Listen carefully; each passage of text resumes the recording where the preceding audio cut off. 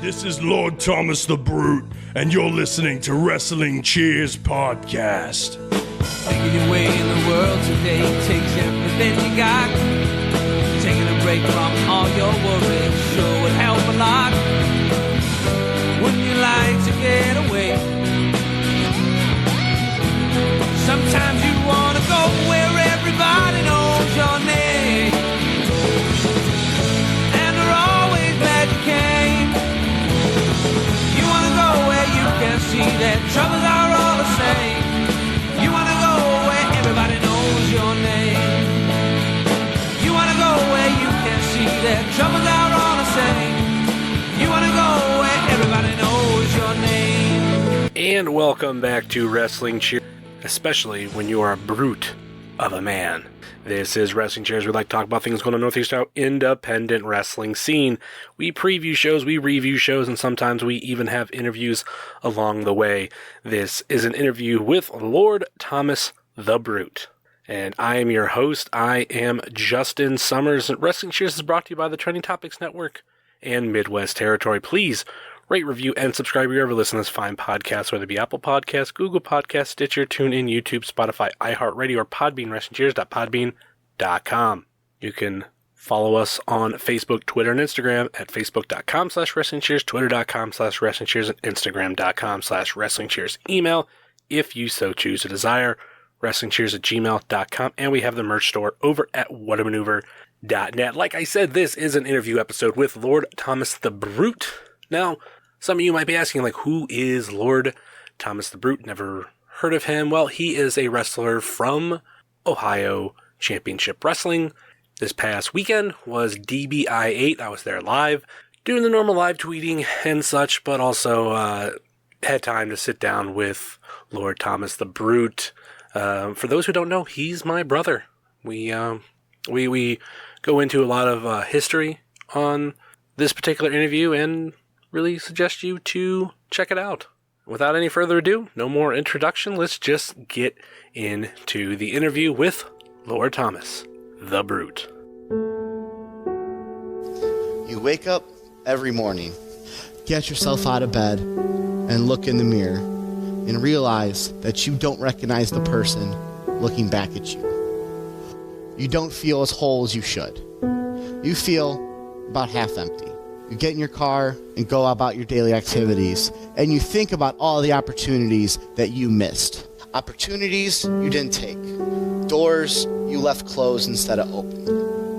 You think about all the things that you could have done and the things that you chose to do instead. Well, that's where I come in. My name is Dr. Daniel C. Rockingham, and I am not only a motivational speaker, but I am a personal development coach, and my 3-principle system has changed the lives of countless people all over the world.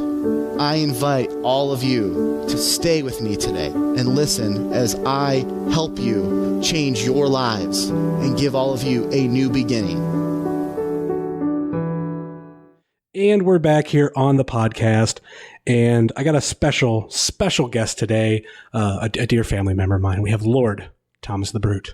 How's it going, buddy? It's going good. It's going good, man. It's nice to get you. This is your first time. First time being interviewed. That's correct. How are you feeling? I'm feeling excited. Feeling a little out of the realm, but at the same time, comfortable in the home of my brethren. Yes. So, man, since this being your first interview, like, I can ask you all the questions that comes with, like, wrestling podcasts. But one thing I want to know, it's always cool to learn, like, different stories from different wrestlers, different people. Like, where did you, like, become a fan? Like, where was the genesis of wrestling for you? In the real life, grew up in a real small town, rural town, Ohio, and kind of just like any white collar or blue collar kid, watched it on TV with the family on Monday nights. Dad was a big fan of Stone Cold Steve Austin, and he got us a trampoline because we couldn't stop wrestling with each other. Grew up with 3 other brothers, and the trampoline came our wrestling ring, and that's kind of where it all started. I'm a little bit before you, but definitely that era, that trampolines were your wrestling ring. Dude, that brings back so many memories. Did you do, like, you were certain actual wrestlers, or did you, like, come up with your own stuff? we would do this thing called Mini Mania, and we would like be our favorites. Like it wasn't just our brothers. We all had our neighborhood friends coming around the blocks. I mean, when I say small town, I mean, we're talking some real hillbilly kids that, wow, pro wrestling, that's sweet. So, you know, you got everybody coming into your backyard to take turns, taking bumps on the trampoline, jumping, doing swantons and doing stuff that you watched on the pay-per-view. Don't try this at home. We skipped that part.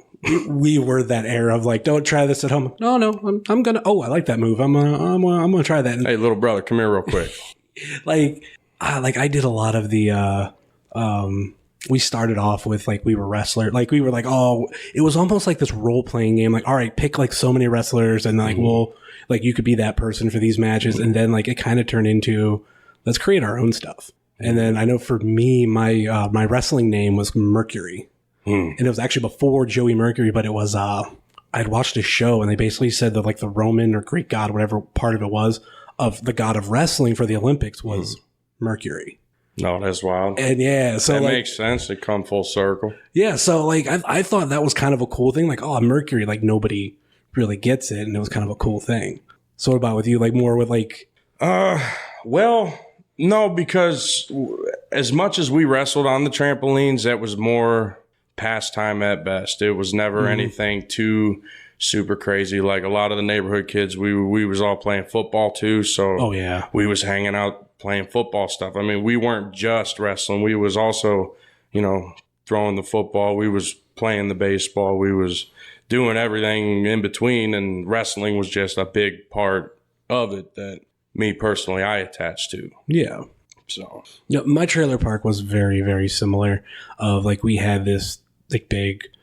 I call it the big backyard, where like because where a lot of the trailers met, created this like big opening like in the back, everybody's backyard, and like yeah, we did times where we did wrestling, we did baseball, we did football, and football was a very, very fun one too. Oh yeah, like.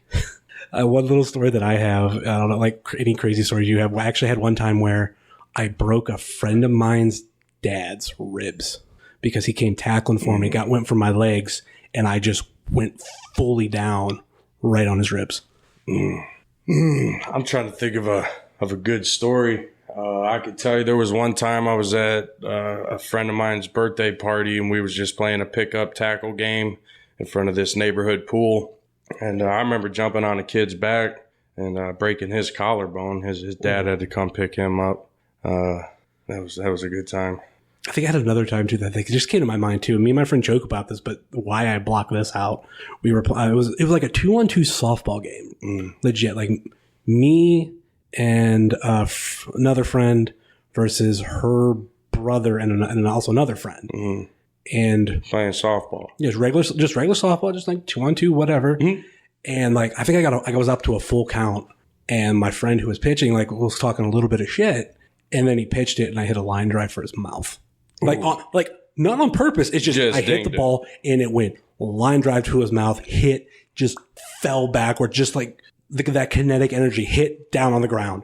And like we had to call the ambulance and everything. Like I felt so bad. I guess this was like the first day that my with 1-2 friends who were brother and sister, that their older sister was watching my other friend, and boom, like we have to go to the hospital because I've had my share of hospital visits as a kid growing up. I mean, wrestling with brothers and stuff, we always got creative. I of the 4 boys in the family, I lead the pack with getting stitches. I've had my skull stapled shut twice before I was even 10 years old. Whole bunch of things. Hands are lucky to still be attached. Damn, dude. We weren't easy on each other. We grew up tough. We grew up kind of mean.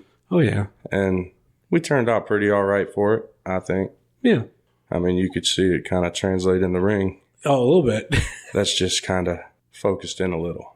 Like when did you start coming to OCW to like go into the Spine Buster? Because you were, I think, kind of you're a class behind like Jake, Chuck, Grant, and who am I missing? Well, Gino. Yes, Gino. I knew I was missing somebody important. Those are the big 4 from the class before me. But the one you named was Chuck. So Chuck and I have history before the ring. Mentioned that I played football. I know Chuck's been a guest on your show previously. He mentioned he also played football. Chuck and I's paths crossed playing semi-professional football in a town called Jackson, right outside of Canton. Mm-hmm. And that's we met there originally and became good friends through that. Mm-hmm. We went our separate ways after that chapter of our lives end. I ended up moving to Las Vegas area. I was living in a small town called Pahrump with some biological family I got out there. Mm-hmm. And I had been contacted by a friend of mine who was a mutual friend of Chuck and me. He said that there was a wrestling school that Chuck had went through. He's doing real well, getting traction. He's got a lot of fans and people following him around the area. He's expanding. He's becoming a good wrestler. And he is. There's no doubt about that. He's proven that. I don't have to praise him. He does it himself. Mm-hmm. But he was telling me about this school that he went through, and he put me in contact with the owner of it, Jeremy. And he said, yeah, we have a class coming up in January. And this was about December time frame. So pretty much drop of a hat. I said, well, that's a sign. Football didn't work out. The other dreams I had didn't work out. This is the last one I got left. So why not? Dropped what I had going in Vegas, came back to Ohio, started getting to work on learning how the business works, and the birth of Lord Thomas the Brute. You were the traditional security guard for a while. Yeah, I was. They kind of looked at me as the head of security because I was like the bigger. I was just the bigger classmate. I was just the bigger one in my class. So I was like the big imposing force. And then times came where they wanted to use me on shows. So I kind of stepped away from doing security and started learning backstage stuff, and eventually started working my way into the pre-shows and into Battle Royal spots and getting fair show spots and using me more and more. I've branched out. I've worked other promotions, and it's been a pretty exciting first year and a half, actually. It's been about a year and a half. Well, yeah, probably July was a year. Okay, It's October. Under a year and a half, but it's close enough. Just shy. I'm rounding up. Did you come to like any shows, or was it just like you just knew through Chuck, like I'm going to go, like, and you're in? The thing was I was living in Nevada. Oh, that's right. I want to get back to that. I was living in Nevada, so when I moved home, it was, I think, January 4th. And then the next show for OCW was January 14th, which was Sub-Zero. Okay, I was at that show. And then January 15th was a Sunday, was the official tryout, to which I showed up and was accepted. Yeah, I'm trying to remember the time frame. I think Sub-Zero might have been like the first show that me and my girlfriend started to come to OCW regularly. I think. It was still at the old elementary school. Which I've praised that so many times. That was a great venue. That was my first home in pro wrestling, so I have an unbiased or totally biased love for that building. Yeah. That's as haunted as that place is, and I don't do ghosts. I don't care what anybody says. That place is super haunted. That place does it. The gymnasium is home to me. Yeah. The thing that I loved about that place, it looked like, when you saw pictures, everything, it looked like kind of like its own little studio. And the fact that there was like a section of seats that were like old like school seats, and it kind of felt like, and with the stadium seating, because you obviously don't see that. Like, we're here at Chaparral's, it's not set up like that, so there isn't that kind of like seating, but it felt so unique, and it sucks that they had to go away from that, but at the same time, I kind of look at it as a big fish, small pond, like kind of analogy, where if they were starting to get shows where they had to actually bring in some like risers for the other side, and it means you're getting more fans, and you can't keep packing them in there. You got to go somewhere else. This place is bigger and just has so much more. Because like the thing that I hated, I don't know about you, was like having to use the restrooms, which were on like opposite sides. So it's like you always had to go through like the merch table lines, which were still like so short, like just so much room, and like, but still so much left for that building. I almost wish we still had it for spine buster purposes. Yes. Just to train. I agree with that. I mean, great. Incredible. But it was nice that it was always there, the same place and all that kind of stuff. Protected. It's heated. It didn't have AC in the summertime, but you could open the doors and turn a fan on, and it was doable. Yeah. It was doable. It was better than most of the horror stories you hear around the other places. Yeah, there's definitely some. Yeah, I mean, I can't think of any off the top of my head, but I just know that I've heard other stories out while I'm on the road that I've talked to other guys' upbringings that are coming up in garages and sheds and stuff, it's like, well, this school's pretty badass, actually. Yeah. I mean, there's some horror stories from like a lot of schools. I mean, I think having a legitimate school is so hard because it's basically like, okay, you're training, you have to have a place, you got to make sure you have all this money for bills, and you're not being used 24/7. There's no place that I know of, at least not in obviously this area, where it's like a 24-hour wrestling gym and anybody can come in, you have a membership, and no, it's like there's only so much revenue that you can use. Right. So like it's tough. It's tough. It's like what I say with truck driving is there's things to like weed out people. Like if you can't handle this part of like schools and you drop out, well, you're not going to get further. Like you're going to have those roadblocks and you have to learn to either jump over them or if you can't, just walk out, and that weeds people out. Makes sense. How was your first day of training? Because that's always the big one that you hear from people that are like horror stories or whatnot. Kind of hurt. Kinda. I'm a pretty tough guy, but taking bumps, learning how to bump the right way, doing all that stuff. Mm-hmm. Probably the thing that hurt the worst was hitting ropes. Yeah. Learning how to run the ropes proper hurt a lot. Because the ropes we got are the cable as opposed to the rope. Mm-hmm. So it's steel cable with garden hose wrapped in tape. Mm-hmm. Super thick. Mm-hmm. Very tight. And when you lean on them running, and when I first started training, I was pushing 330 pounds maybe, laying against some ropes, big body. You get some nice bruises under them fat spots, you know. Yeah. Yeah, it gets you. It gets you. And I remember that hurting the worst. It's just like underneath your arm.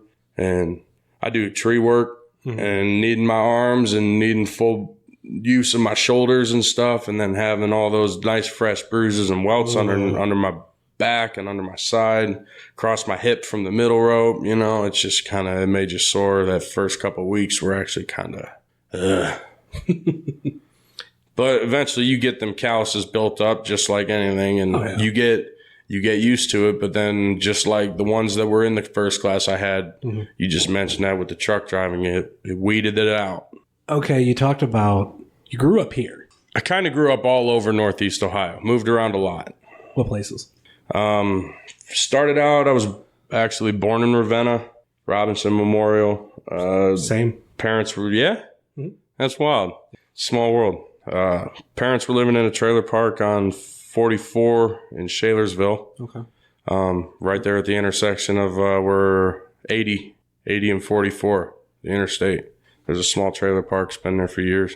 Yeah. Left there, was living in Garrettsville. That's where we started wrestling, was in the backyards of Garrettsville. That's where we had the neighborhood kids that lived across the street. They were best friends with my oldest brothers.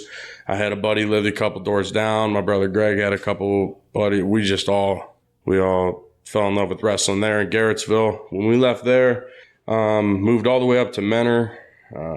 Ended up graduating school there. Little fun fact people always ask about, if I went there with Trubisky. He was my quarterback in high school. He's like a year younger than me. I don't like bragging about that though, but it's really just kind of whatever. Yeah. But little fun fact. It's kind of cool to say though. Cool to mention, but whatever. It's a weird thing because I know I've talked about it. Like in my grade, I went to school with UFC fighter Jessica Evil Eye. Okay. And like having her like across the table from me, like I remember in certain like classes where we had like where it was like tables. And like her like sitting across from me, or another year in middle school, like she was sitting behind me and having like conversations about whatever, like about music. Like her older brother was huge into ICP like when I was, and like we talked about one of the albums when it came out and all that kind of stuff. And growing up, especially like some of the hardships that happened within Rootstown. But it's cool to always hear about those. Sort of like Trubisky. I think it's crazy because I'm also a Bears fan. Yeah. And like he's a hell of a dude. I agree with what you said. It's like I distinctly remember some conversations, we had, and it was just, chatter on the sideline. I played O-line. He was the quarterback. We regularly had conversations. Yeah. We we had team meals before game days, and I remember going to his house for 1 week. Yeah. You know, it's like he was like part of your life for a while. And this was at like a time when football was like my wrestling now. Football was my life. It was my everything, you know. That was my little baby. And Mitch was my quarterback, and me as an offensive lineman, Mitch is my baby. You know what I mean? He was just my guy. Just like when I got into semi-pro, my one quarterback, Gabe, he was a little prima donna, but the little guy he was like little Vic. He was a lefty, had a killer arm. He was from California, and he was my next quarterback. He was my guy. But no, it's like I remember having actual conversations with him, and the fact that like I remember being in the truck driving home from work when I lived out west when Bears drafted him. I remember jumping through the roof of my dad's truck. Yeah, he made it. But you know, it was just cool. But I don't take credit for any of his success. Yeah. No, I don't want to ever sound like any of that. I'm just super happy that, you know, my guy made it, you know. Oh, I agree. It's, you know, our boy made it, you know. There's something about seeing someone go to that point, like with me for Jess, or even becoming an independent wrestling fan, like knowing at one point, like I've had many conversations with Johnny Gargano, and like he knows exactly who I am. So if he sees me, like he'll say, "Hi, Justin," and it kind of blows my mind. Here's a dude who's now on weekly national television, not just on the WWE Network anymore. He's on weekly national television. People know his name. I mean, I don't take any credit for that, but there's like a pride that like that's like that was my dude. And I think with Trubisky, like I didn't know him back then. I didn't follow high school sports really, like especially like way out of my area. But he got drafted to one of the most, if not the most historic franchise in the whole NFL, part of the founders of the NFL. And you're put in at the quarterback position. Now, granted, the Bears aren't known much for their quarterbacks. They're more known for running backs in the defense. But you put enough... Like, I think the biggest name you have to go up with, the two biggest names you have to go up against, one is Sid Luckman. Not enough people remember how he played, because, I mean, that was so long ago. And the other one's Jim McMahon, and he wasn't the star of that team either, but they won a Super Bowl under him. Like, it's really tough for me being a Bears and a Browns fan, because I remember I didn't want the Browns to pick Trubisky. No, I agree with that. I did not want him to go there. But it wasn't have to do with how we were. It was we have the luck of we pick anybody like from Ohio State or like that's from the area. We get them and we're like, oh, it's our hometown boys. It's from our backyard, and they suck. I thought the same thing with Ezekiel Elliott. Everybody's like, oh, we should draft him. I'm like, I don't know. We're going to get him. And rather him go somewhere where he can have a promising career and be like I said, it's not necessarily promising. It's just we have that luck. We draft somebody and we think they're good, but they're not. I mean, the proof's in the pudding. I have the misfortune of saying I'm a Browns fan. Living on the West Coast as a Browns fan, I don't have a second team. You know, it's like, you know, we're still on the topic since Mitch made it to the league. It's like I don't root for the Bears, but I'll Google them to see how they did because Mitch is on that team. That's as far as I go into rooting for another team. I'm a diehard Browns fan. Yeah. Born and raised. Damn it. Like, I picked up being a Bears fan actually because of my love for Chris Farley and the whole, like... Bars. Chris Farley's favorite comedian. Here's the funny thing. I love him. He was a Packers fan. I didn't know that. But he did the Bill Swarsky super fan. Like, that's I feel like one of his most well-known, like, SNL bits and characters. And granted, there's, like, you know, Matt Foley and a few others, but everybody, because, like, that's something that they can always pull dust off, bring people back, do these... Favorite line was when he's talking about having the Polish sausage lodged in the lining of his hat. One year, I think 2010, I went to the Pro Football Hall of Fame it was not only the Browns bye week, but it was the Bears bye week on a Sunday, which was actually Halloween. I dressed up like a Bill Swarsky superfan. I wore a Forte jersey, coconut bra, hula skirt, a fake cigar, glasses, mustache, Bears hat. And I walked in. I just did it once.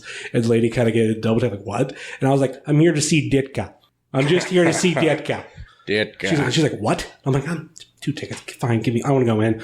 But, yeah, but it is cool. Like, I'm happy. I'm kind of happy the Bears got him, but I felt like they sold a lot off to get him, and at the same time, they just paid whatever backup quarterback to be their quarterback going into that season. I don't even remember who it was now, but it was like dude, you just paid this dude all this money. Now you're going to sell the farm to get him? Like, what are you guys doing? But they did have the playoff. Well, they made it to the playoffs last year. I'm hoping they can go back this year. But we'll definitely see. Yeah, it's hard to tell. NFL's always a gamble. It's hot one week, it's cold the next week. You never know what you're going to see. So then you lived out in Vegas. Yeah. I lived about 60 miles west in a town called Pahrump. Okay, so they had outlaw country. What was because I've never lived out there. I've had family that lived in Phoenix. Similar, but I understand not exactly the same. Hot. It's hot, dude. I'll tell you the one thing that was a real selling point of like reasons why when I was making it up in my mind to come home to wrestle, why should I go? Well, that's 6 straight days of 117 with a breeze. Yeah, dude. Full on. It's like, you know, a torpedo heater. It's like laying on the ground in front of one of those. It's like when you open the oven and you get blasted in the face. Oh, yeah. All the time. Mm-hmm. Just nonstop for hours and hours. It's awful. And then in the wintertime, it just gets stupid cold for no reason. How cold? Like into the single digits sometimes. Wow. And it's like bitter cold. It's super dry. There's no moisture. Yeah. I take it it's like that at night. Or is it like that during the day? Like, is it still cold in the summertime, it still gets kind of toasty at nighttime. It cools off. I mean, from 100 down to 80, you know, ish in like the summer times. Is some around there. They get this thing called monsoon season where like they get humid air from Southern California coming over the mountains, and then it's like miserable for a month. It's not easy. The desert's definitely not acclimated for just anybody. You got to be. I'm a little bigger guy. I need some winter times. I personally like the snow. Really? Yes. Yes. Can't stand it. I missed that single-handedly the most about being in my homeland, and I will not take any of it. Like, I don't take any flack for it. I love the snow. I love the cold, that bitterness, the dead trees, just the pure nastiness all around. I love it. I mean, I've always like really not cared for it, but becoming a truck driver, like it make like how the roads can be, traffic gets even worse. And I think I've talked about it many times before, how every year I witness people on like Facebook, people forget how to drive in the snow. And I'm like, no, people don't know how to drive normally. Right. During the snow, it just amplifies it. It's awful. Like I seen like a really bad accident this past week. Person got T-boned. It was south of Lima and like clear day. And I'm like, this happened in the winter. It would be like, oh, people forget how to drive. And I'm like, no, right here. Beginning of the accidents happen. Yeah, but just dumb driver. Traffic is my number one pet peeve in life. I hate it. I don't like it, but I think it's the people that don't know how to manage it. I don't know how to manage my temper in traffic. That's my fault as a man. I've learned at times, but I get pet peeved on other things. Like if I'm in the middle lane and I'm trying to get into the right lane, like I turn on my blinker, and being a semi, there's always people that they see the blinker on and they think it's a race. Like, oh, I got to get past them. The one that gets me the most is they're in the right lane, they're behind me, and then they make sure they break their neck to get past me. And as soon as they get past me, they hit the left blinker to get in the middle lane. And I'm like, why? If you would have waited like 2 seconds back there, I could have moved over, and you could have moved over. We both would have been happy. But you got to like break your neck to pass me. And sometimes what sucks too, if I'm in the right lane and there's somebody on like the shoulder and I'm supposed to move over, hit your blinker, people are like, And if there's a third lane like on the left and there's like, oh, whatever, I'm like, move. I'm mad. I'm already mad. I'm mad just talking about it. And I hate it. And I got to deal with it all the time. Do it for a living. Mm-hmm. God bless you. Thank you. God bless you. I couldn't do it. Like the stupid shit I've seen driving is crazy. See, I've driven across the country when I had to move from there and then back for wrestling. Just driving across the country is no bueno.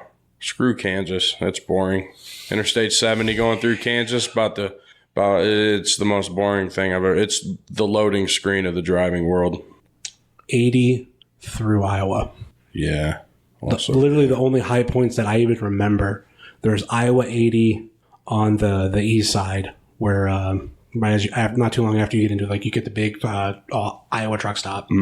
That is they say it's the biggest in the world, but I think it's technically the biggest in the United States, but it's still freaking huge.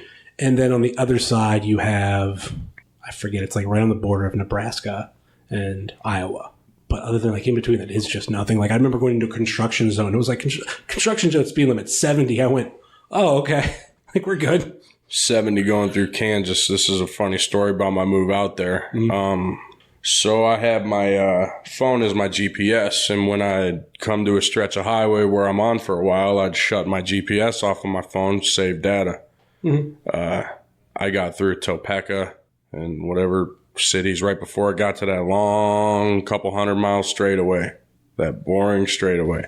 I remember I forgot to shut my GPS off, so my data ran out eventually.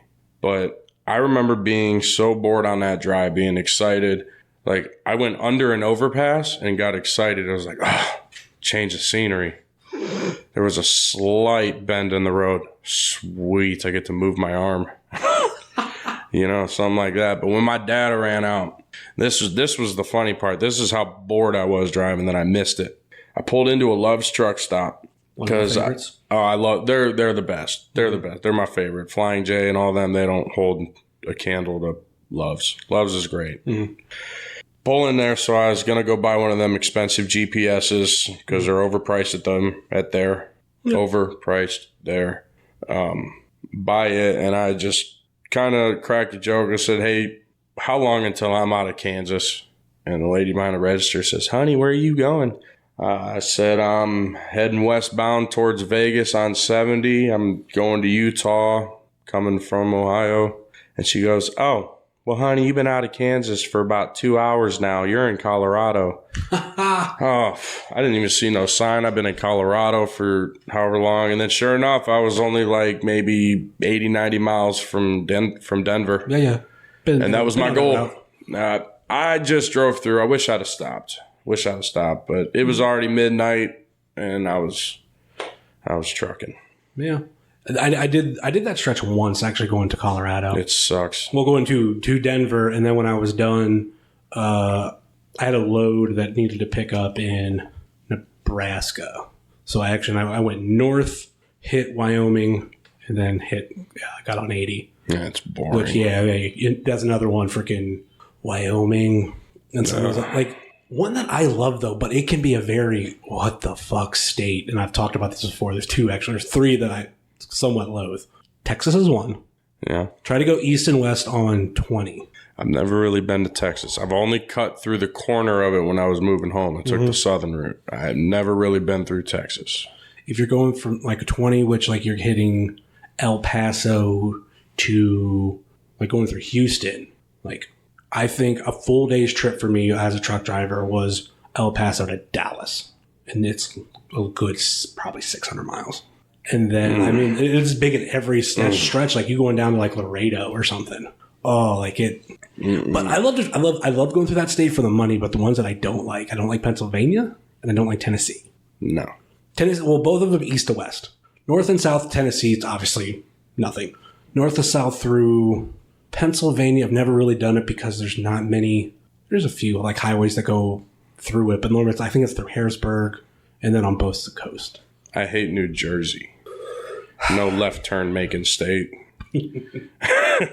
But can't pump your own gas. Can't buy beer at a gas station. Okay, awful. I've only been there in a truck, so the no left turn wasn't a big deal for me because you just go around the cloverleaf or the jug hand or whatever it exactly is where you have to turn. Do whatever that thingy is. I've seen one where there was no left turn, but it was take a right here, then take a left here. Then take another left. Now you're back to that road. Now you can take a left onto that was the U-turn where, because then I couldn't take a left. It was you got to go around this way. Why don't you just let me make a left turn right here and then I'm gone? Well, some of them there's you know what I mean? I know what you mean, but sometimes there's cement. They have stuff in the middle. It's a median, but why? Yeah. Why did you do that? Why not let me make my left turn? Just let me turn left. Yeah. I've always New Jersey can be a really NASCAR does it for a living. Let me do it right now. You know what I mean? I know. It's just let's Oils my blood. Let's break the wall right here. Hit it. We're not actually related. Actually, people listen. There's enough that we talk about that we know we're not related. But if you catch us anywhere outside of here, we will say that we're related. Guaranteed. The funny thing is, we've always got like it started with like when I first started to come, which was right around the time that you started to come, Mm-hmm. and I first met you kind of we didn't really talk, but it was at the after party. You sang one of my favorite songs on karaoke. Turn the page. Love it. And I was singing it with you because I love that song. Seeger, not Metallica. Nothing against Metallica's version. Seeger just, you can't beat a classic. Equally love them both. I said nothing wrong with the Metallica. I like the Metallica. Seeger just has it in my heart. That's the best one. Seeger's version, both of them technically, but the Seeger version I've always liked as a truck driver, actually. Because actually, in between that and before all of this, I was in drama club when I was in high school. And there was a phrase that a verse that I used to change was out there in the spotlight, you're a million miles away. Every ounce of energy you try to give away as the sweat pours out your body, like the role that you portray. Because I've always to me, I always thought about like actors or anybody like that who has to go, like even like wrestlers, like you go from like town to town, like it's kind of like that kind of thing, but you could still use it like for the music. And then you go up on karaoke and you make those you do that, you do things like that. Like, you know that song I sing, Old Red, that Blake Shelton song? He says, well, I've been here for 2 long years. I never say long, I say damn. I've been here for 2 damn years. Okay. Finally made the warden my friend, you know? Yeah. I never say long, ever. I never once since I've sang that, because I feel like he should have said damn. It would have made it more, because they call that one of Blake Shelton's outlaw country songs, whatever, even though it was all over the radio. If he'd have said damn, it would have been that next little notch for me. Yeah. That's just me being a little music snob. Since you touched on that, I'm a big time music guy. Love it. But it's the sounds of the soul. Oh, yeah. I think that night I actually I did 2, but the first one I did was Johnny Cash. Because since you took kind of one of mine, I'm like, well, I can't do that now. I'm like, I'll pull out a boy named Sue. Fucking love that song. Oh, yeah. Classic. And I remember when I was a late teenager, and I learned like there was an uncensored version. Because my dad always bought like kind of like CDs from Walmart. So it'd be kind of censored. And that's all I knew, where it said, I'm the son of a bitch that named you Sue. It was beeped out. And then hearing like unedited, and then hearing a part later where he says, I still hate that damn name, or something like that. He says at the end, they cut that part, but they just cut out the whole word damn. It's just like, I still hate that name. Like, that's one of my favorites. And that's not outlaw country, but that's, I when it comes to country, I love Cash. I think Cash is great. Grew up on a lot of older classic country. Love it. A lot of rock music. Love it. Favorite metal bands, Pantera, hands down. Like nobody holds a candle in my brain. Pantera comes on, I stop and listen. I got the 101 proof loaded in the truck right now. Yeah, live album, love it. I remember when I went to a concert. I can't remember. Oh, it was the Mayhem Fest tour, like 2009. And in between one of the sets, obviously they're playing like live music, not live music to the live crowd, just whatever. And Pantera hits, and you hear this roar, this pop, this Road Warrior pop, basically for that. Can't remember what song it was. I want to say it was Cowboys from Hell, but you just hear like, just people just like, yeah, Pantera. There's some, like, I wasn't big into music because I was kind of a weird late boomer. Usually it's usually walk though. It's usually you get the dun dun dun dun. And then the people just... I want to say it was Cowboys from Hell, because it was that... and it's yeah. But, yeah, because like, I was a late bloomer. I didn't really have many like older brothers or anything, or just cousins that like, oh, listen to this music. I listened to kind of what my parents listened to, or more or less what my dad listened to. So that's why I got my background of Johnny Cash and a few obscure people that people don't know, like the Statler Brothers. He loved the Statler Brothers. Jim Reeves. Grew up with Elvis, Buddy Holly. Like, that was my rock and roll. And then finally getting told, like, oh, listen to this, like, this band. Like, but I totally missed out on the Pantera era. and someone was just like, you don't know Pantera, and I've listened. I'm like, oh, it's cool, but it's never something I really got hardcore into. But there is still that feeling you get when those songs come on. Like Walk's one of them. So good. The chill. Try not to get pumped up listening to that. The hair on the back of my neck stands up, and I just get blood rage. I love it, and it makes you feel so strong, so powerful. Just makes you feel unstoppable. You hear the Vinnie Paul kicking the drums, and you feel each beat in your chest, and then you feel the riffs, the dimes laying down on the guitar, and then Phil Anselmo, his vocals. Yeah. Stupid. Just stupid. Mm-hmm. He's a god. But, like him live, YouTube him live, he's amazing. But like we were saying, we're not related. Full circle. We're circling back to that. And then I don't know who first made the connection. Maybe it was me as a joke. I like how we kind of look. I recall actually maybe the show after Sub-Zero. Maybe it was Conspiracy Theory. It may have been Wanted, maybe the Wanted Dead or Alive show. It was one of the shows following is that end of the year, maybe started the next year. There was just a couple boys in the back that were like, come up to me and be like, Brute, your doppelganger's out there. And I'm like, what? And I go look and I'm like, that motherfucker looked just like me. You know what I mean? Yeah. And it was just kind of an inside joke in the back, and then we ended up meeting at after parties and just having conversation, and nothing ever bad ever came up. Mm-hmm. So it was just kind of funny. It was just everyone was like, oh, your brothers standing next to each other. And then I worked that show in Mansfield for what was that, ASWA. Yeah. And I was just I actually was just a fill-in that night, and you'd been out were you in the crowd at all? No, a friend of mine tweeted at me and said, when did you start wrestling? And he probably thought, oh, funny joke. And I'm just like, I already knew you. And we had the conversation about being brothers. So that's when we just went out with it. Oh yeah, that's my brother. And that's the thing we've told people. And we've had so many instances, at least I've had, where people thought I was you. Mm-hmm.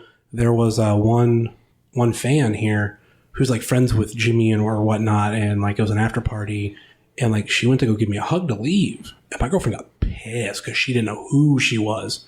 Turns out she thought I was you. And there's been so many times where people have told me after a show that you've been on, nice match, good match. And I'm like, people don't know, and it's just this weird, crazy thing. So like I said, if you talk to us outside, we're gonna say we're brothers. But this is the one time we're gonna admit that no, we are not biologically related. And if you ask me, this recording was altered. If you say try to use this as proof. I don't know what you're talking about. Anyway, we're starting to get long. Let's start wrapping this up with the fave 5 questions. All right. Let's start with question number 1. I got to ask this one because it's what just came out recently. Best physical portrayal of the Joker. Who? Yeah, who do you think is the best physical portrayal of the Joker? I genuinely like Heath Ledger the best. Yes. I genuinely think he just took it to the level that it needed to be at. I have seen the newest one, the Joaquin Phoenix. Okay, I have not. Incredible movie. Amazing. I've heard good things. Tremendous portrayal. Yeah. Pretty decent flick. And really messed up. Some spots that might take you a day or two to kind of register what the hell you just saw. Mm-hmm. It really deserved that rated R rating. But Heath Ledger, and then that viral picture of him doing the kickflip over Christian Bale laying on the ground in the Batman suit. Yeah. That iconic. That was pretty sweet. Right. I got some new questions. I'm gonna ask you one of them. What is your favorite video game console? I'm a PlayStation guy. I've grew up on the PlayStation, had a Sega before all that, but the PS3 has honestly been that's I've had the most probably the best gaming on the PS3. Mm-hmm. Playing the Black Ops Call of Duty. Yeah. Love Black Ops. Black Ops 2 was my forte. That was the one I was the best at. All the other ones I wasn't equally as good. Black Ops 2, for whatever reason, I hop on there and I'm having those 30-4 games, those 25-4s, I think that was the one I was really good at too. That was the one that had the hijack ship. That had I used to play with a group of friends, and a lot of times that was the one where you could start the clans. You could do all the clan stuff. But we were doing the party games. Yeah, the Sticks and Stones. Oh God! See, now the first Call of Duty was Sticks and Stones and One in the Chamber. The first Black Ops was the better One in the Chamber. That's the other good one. That was a good one. Sticks and Stones, Gun Game, and there was the fourth one. Sticks and Stones is what helped me become better at the crossbow. Yeah, because I was god awful. And a knife, running around and getting the melee kills. That One in the Chamber. Oh, like being in a party and get down to 2 people and you watch it someone fires, they both fire, and then they're just trying to melee each other. Right. You're just over there beating on everybody. Question number 3. Coffee or energy drinks? I would say I was an energy drink guy, but lately, probably the past 6 months, I switched over to coffee for health reasons, and it's actually been pretty good. And I'm working off of coffee. I've been drinking tea. Okay. Breakfast blend tea, the stronger caffeinated tea. Okay. I just feel better on it. I've been working on hydrating. We're working on bettering my body and stuff like that. So it's a little bit healthier alternative. Get that caffeine boost. But you have an energy drink here. Struggling. It is a no sugar, if I'm correct. Yeah. Oh, yeah. The ultraviolet? Yeah. Yeah, no calorie, no sugar. Had a long night last night, setting up for today. Question number 4. Wings, bone in or out? As a man, I'd got to say bone in. Okay. As an adult, I got to say boneless because hands down, they're cheaper. I've heard that a lot lately, and I've heard there's people that go, you get more for your money, and then I've heard... I can't go either way, dude, because really, you can't go wrong getting wings. They're good either way. Mm-hmm. Just eat the meat and shut up is my opinion. Yeah. For that, though, what's your favorite wing sauce? I'm a spicy guy. I like spicier sauce. Quaker Steak's got this Buckeye barbecue. It's pretty tasty. Their barbecue is my favorite. The original barbecue? Oh, God. I'll buy the bottle of it. Use it for You can get it at the stores, yeah. It's good. I'll tell you what, if you ever get an air fryer, cut up raw chicken wings that you buy from the store, you get the 6-pack of wings that you got to cut up yourself. Yeah. Cook them up in an air fryer and then toss them in a bowl of that sauce. Do it all yourself. It's really good, man. It's really good. My girlfriend's wanting to get an air fryer. They're worth it. They're good. Good. They make frozen Tyson chicken nuggets taste like the real deal. Oh, damn. Yeah. Oh, damn is right. Question number 5. You know what? We just talked about nuggets. Rank the fast food chicken nuggets. McDonald's, Burger King, Wendy's. I'm going to have to say Wendy's number 1 because of the spicy factor. Okay. I'm going to say Burger King number 2 for the value. And I'm going to say McDonald's number 3 because I get more bad nuggets from McDonald's than either one of the other two. Get more nuggets with the little muscle gristle, whatever little ball that crunches in your teeth. I get more bad nuggets from McDonald's than anywhere else. Damn. Fight me. It's controversial to get anybody to put Burger King higher up because their nuggets are, they're a value, but you're getting what you pay for. I mean, you're still getting what you pay for with McDonald's, but I just have I have a lower success rate. I just got a 20-piece before I got here. To each is their own, but man, to me, it's product quality. McDonald's with McDonald's ketchup. I've had this conversation with people. Their ketchup is not Heinz. If you look at the wrapper, no, it's just McDonald's. It's like they put something else in They there. call it fancy ketchup. I think it just says ketchup. It's a McDonald's ketchup. And I think they put a little more vinegar. I was having it today with my nuggets, and I was like, "What is it that sets us apart?" Because there's I get nostalgia feeling in my brain when I do that because that's I used to have their ketchup with the nuggets, and it's just something about it that there's certain combos. Maybe it's too their ketchup isn't cold. So if I go home and get ketchup, and it's obviously a different brand too, it tastes different. But I think even if I go to Burger King and I would use their ketchup because their ketchup is Heinz, it tastes different. I don't know what it is. It's like the Pepsi or the Coke between the restaurants. Now, I will say, if you got to talk to me about Cokes. That is a question, but we didn't get to it, but you can feel free to answer it. Because McDonald's Coke, I'll put McDonald's at the bottom of the barrel with nuggets. But their Coke that you get out of their fountain, the way it's carbonated, that first sip just sets it off. Yeah. It does. It and the Sprite. Coke and the Sprite. I love their sweet tea. Ever since they came out with sweet tea, like, I'm a sucker for it. But what I've done is I've definitely had to step back. Like, okay, like I just had some today with my meal, but I can't tell you the last time I had their sweet tea, which is good because I used to go like all the time. And I used to live by a McDonald's for a couple of years. Like, that sucked. Especially if they were open 24 hours. Like, you're hungry, don't want to make anything. Just get in the car, going around the drive-thru. That's how it was in Vegas. Everything's 24 hours. Plus, they got other restaurants, dude. They got this burger joint. You ever hear of In-N-Out Burger? I've had it. Oh, my God. Those double cheeseburgers are amazing. Called a double-double. Yeah, I've had them once. Everybody compares them to Swenson's. To me, No. To me, my big thing is the thing that I fell in love with out there, not as far, Whataburger. Yeah. They have a barbecue chicken strip sandwich with whatever, I don't remember exactly the kind of cheese, and they put on a Texas toast. Yeah. I drove to I've mentioned this many times on the podcast. I drove to WrestleMania just because I found out there were some in Jacksonville when WrestleMania was in Orlando. I was like, oh, we're going to, like, it's open 24 hours. We're going, yeah. Yeah, and that's what we did. Agree. I'll go out of my way to have a good burger. Oh, yeah. I love good cheeseburger. I'm a meat eater to the core. I'll go out of my way for meat. All right, question number 6 that I usually tailor around my guests. And for you, I think I'm going to go with, what is your go-to karaoke song? Go-to? Yeah. Actually, it's probably Turn the Page. Yeah. Seeger's Turn the Page is usually my warm-up. Go get a feel for the mic. I'm comfortable in that. That was one of my first songs I've ever sang on the mic in front of people. I loved it. That's probably my go-to. Either that one or in a totally different genre and total shock. But probably 7 Years, that Lucas Graham song. Yeah.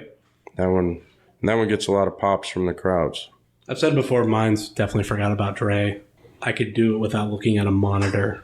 I don't think I've listened to the song since like the last time I did karaoke for it. But I'm always trying to figure out ones that I'm fairly good at that I don't need to look at a monitor. Maybe I need help here and there. And like I've done La Bamba. That was a fun one. There's a couple of like Buddy Holly songs I know I could do. And I think that's what I do. Like I'll listen to music and I'm like, oh, can I do this on karaoke? There's a lot of songs that I could sing on karaoke, but I don't. For the simple, I mentioned I grew up listening to a lot of classic country. What's a lot of classic country? Super slow, super sad. You don't want to go to an after party and, hit somebody with a George Jones Grand Tour. You know what I mean? Yeah. Their song selections key. I mean, I could go up there. I could sing a whole genre of songs, but finding those right ones that you're good at, that you could still have fun with, to get people kind of bobbing their head or singing along or get them out. Best is when they get out there dancing. That's good. I've had trouble with like there's certain songs that they don't have. Like I love it's another truck driving song, and it's "Prisoner of the Highway."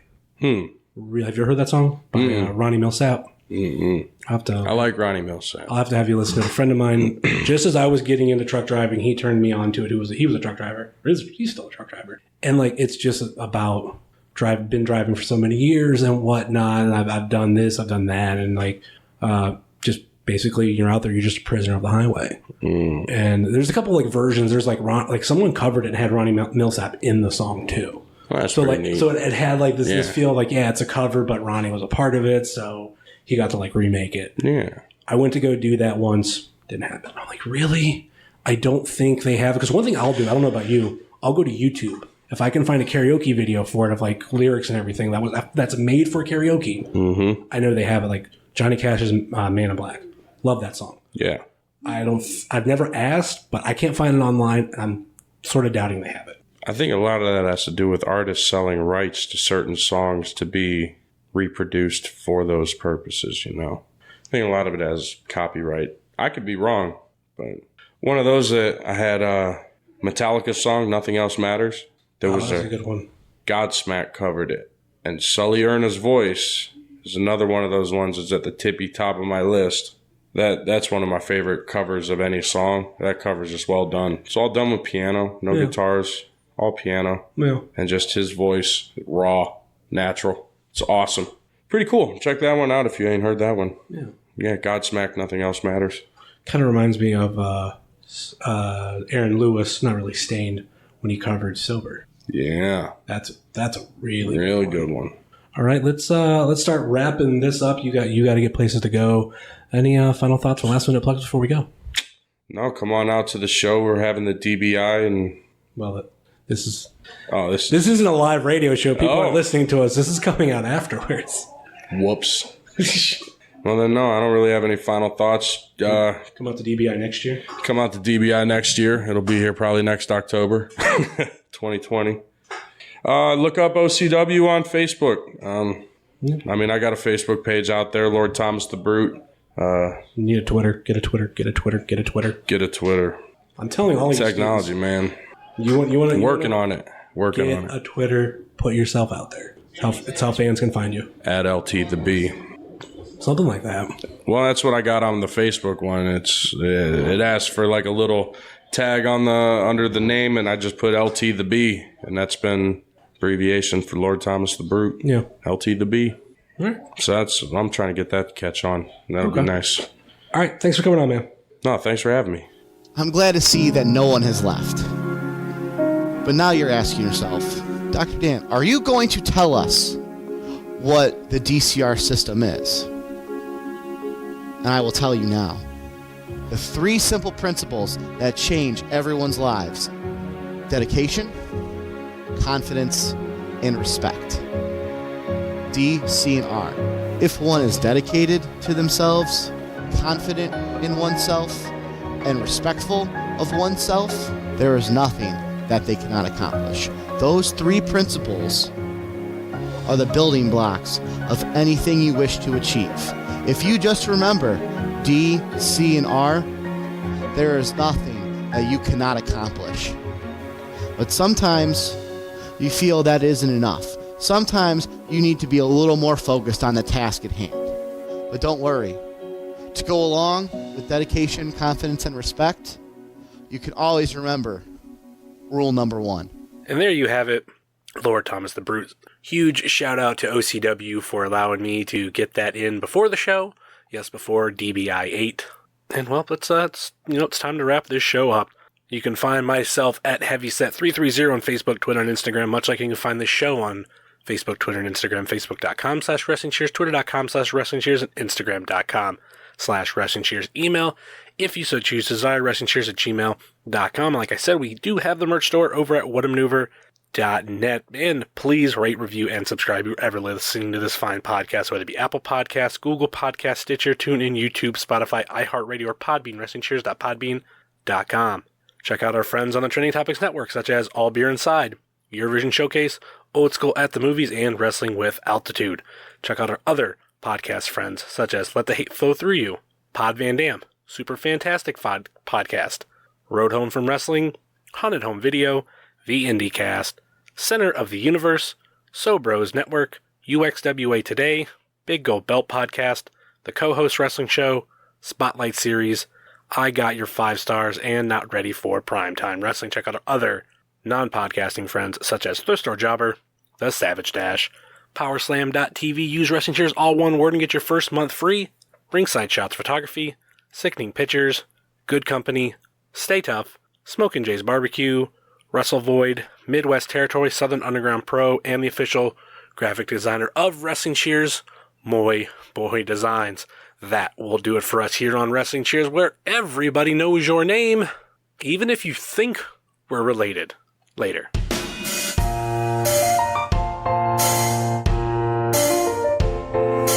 Making your way in the world today takes everything you got. Taking a break from all your worries sure would help a lot. Would you like to get away?